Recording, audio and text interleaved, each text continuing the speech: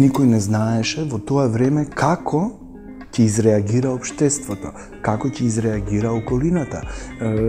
Јас имав планови со моите пријатели, ако не можем да излезем од дома, како ќе излезем јавно на телевизија, кој ќе ми носи кој ден храна дома, затоа што не ќе можем да излезем јавно. Имаше многу пријатели кои ме предупредуваа дека јас нема да преживеам 2 недели откако ќе излезем јавно на телевизија и ќе кажам тоа што сум.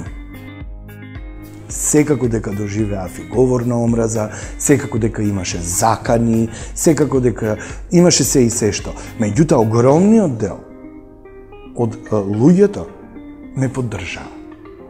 И тоа укажува на тоа дека треба бескомпромисно да се бориш за себе. Заради тоа што кога тоа е една искрена и живото значајна борба, другите луѓе тоа го препознаваат. И другите луѓе тоа ќе го поддржат.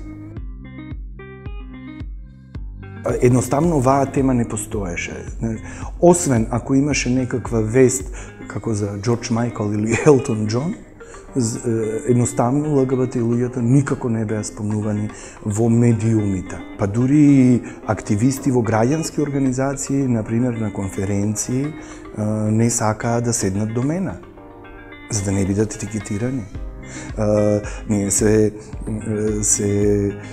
шегуваме честопати со Владко Деков од Хопс, дека во тоа време, дури кога имаше конференции, знаевме дека еден до друг ќе седиме, затоа што Хопс работеше со зависници од дрога и сексуални работници и работнички, а јас со ЛГБТ и луѓе, и едноставно секогаш нашите имиња, таговите за имињата ги ставаа еден до друг, пошто никој друг не ќе до нас да седне.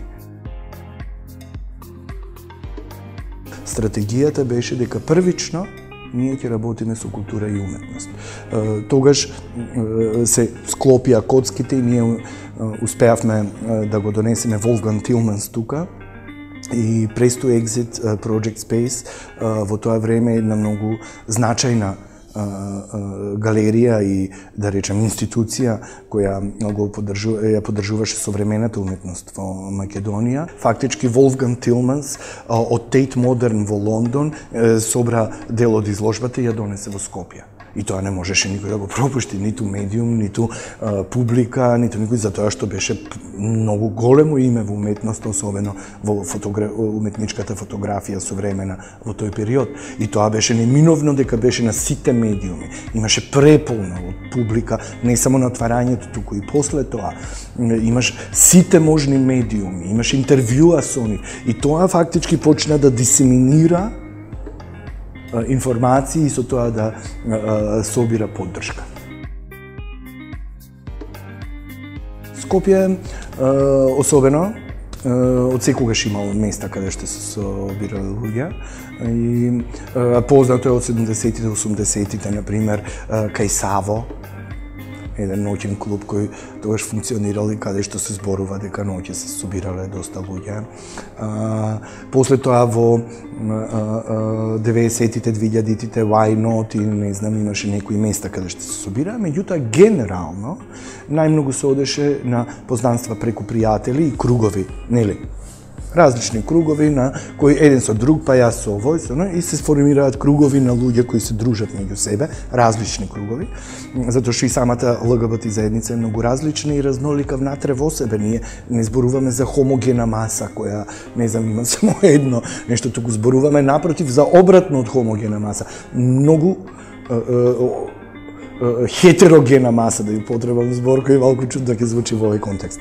Меѓутоа, сега тука ќе зборувам повеќе за геј мажите, затоа што за тоа имам познавања повеќе, пошто јас се идентификувам како геј маж и во тоа време, беше крузингот.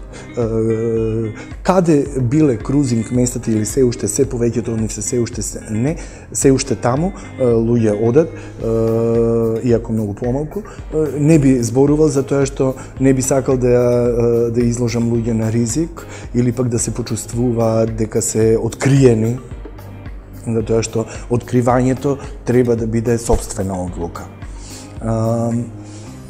Но функционира тие крузинг места, имаше собиранки таму, па дури на едно место ќе се соберат и повеќе луѓе, па така се случуваа за познанствата и така натаму. Тоа се уште функционира во многу мала мера, заради тоа што сега интернетот и апликациите имаат преземено, но се уште има луѓе кои на тој начин функционираат.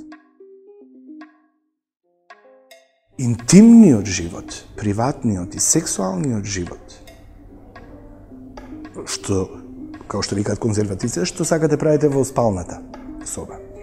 Кога тоа што ти го правиш во спалната соба почнува да има ефект врз твојот јавен и општествен живот, односно почнува тебе да не ти дава еднаков пристап